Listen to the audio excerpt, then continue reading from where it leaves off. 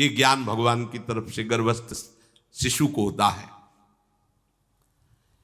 देखो स्वयं वो इतना कष्ट पा रहा है, फिर जब आप गर्भ हत्या करते हैं तो आपका पाप कितना बड़ा होगा सोचो।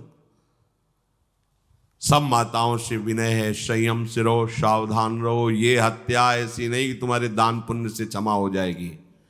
ये जो भ्रूण हत्या है, गर्भ हत्या है, बहुत बड़ा पाप है। आप लोग अज्ञान के कारण इसको ध्यान नहीं देते, इसे खिलवाड़ समझते हो। कितना ज्ञान है।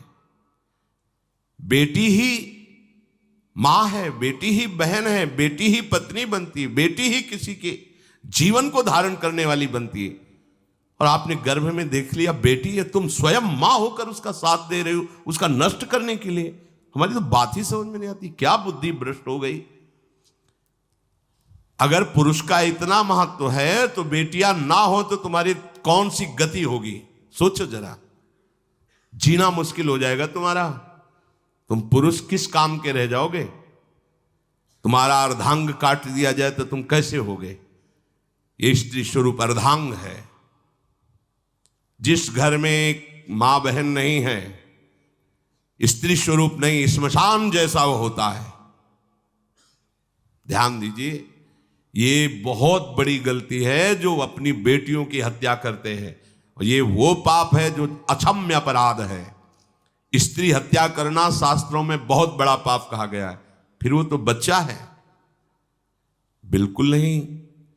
जिनसे हो गया है, श्रीमद् भागवत का सप्ताह मूल संस्कृत से सुनो और भगवान से प्रायश्चित प्रार्थना करो कि हे नाथ, भूल से गलती हो गई, दूसरा कोई उपाय नहीं। ध्यान से समझ लीजिए, तुम्हारे भ्रूण हत्या गर्भ हत्या के पाप को नष्ट करने में एकमात्र श्रीमद् भागवत समर्थ है, दूसरा कोई नहीं।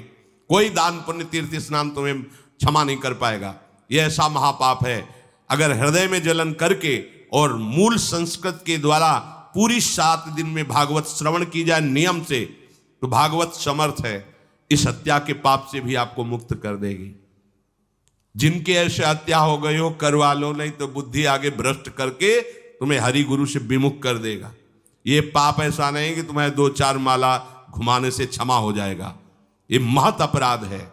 सबकी समझ में नहीं आता, समझ जाओ, नहीं तो आप जहां भी हो वहीं से भ्रष्ट कर देगा। ये अपराध नष्ट नहीं होगा, श्रीमद् भागवत की कृपा से नष्ट हो जाएगा। यह हमें बहुत विश्वास है। श्रीमद् भागवत सप्ताह की यह है ही महामहिम।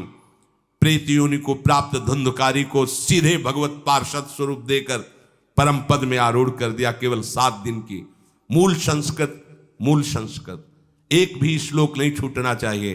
अगर सप्ताहिकी का पारायण हो तो इस भ्रूण हत्या गर्भ हत्या से भी निवृत्ति मिल जाए। अब वो जीव भगवान को पुकार